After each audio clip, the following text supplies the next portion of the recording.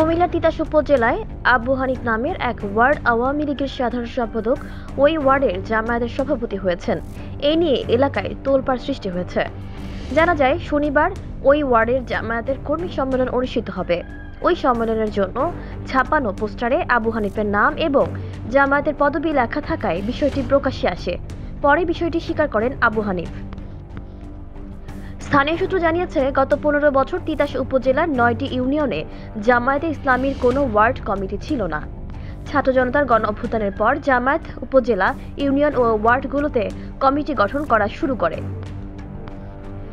আবু হানিফ তিতাস উপজেলার মজিদপুর ইউনিয়ন পরিষদের 4 নম্বর ওয়ার্ডের ইউপি সদস্য। আওয়ামী লীগ সরকারের আমলে তিনি ওই ওয়ার্ডের আওয়ামী লীগের সাধারণ সম্পাদক ছিলেন।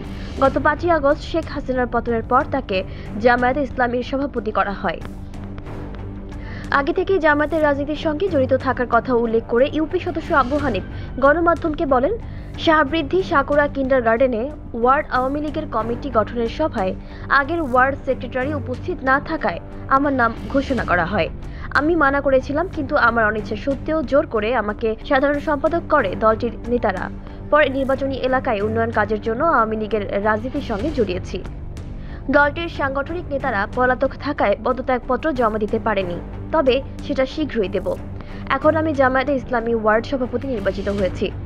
তিতাস উপজেলা জামায়াতের আমির ইঞ্জিনিয়ারিং শামীম সরকার বিজ্ঞ বলেন, যৌক্তিক কারণেই আবু হানিফকে জামায়াতের ওয়ার্ড সভাপতি করা হয়েছে। কুমিল্লা উত্তর জেলা জামায়াতের আমির অধ্যাপক আব্দুল মতিন বলেন, আবু হানিফ মেম্বার হওয়ার 10 বছর আগে জামায়াতের রাজনীতির সঙ্গে জড়িত।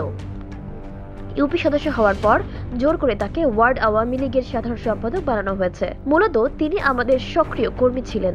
নাহার বর্ণা, অনুসন্ধান নিউজ।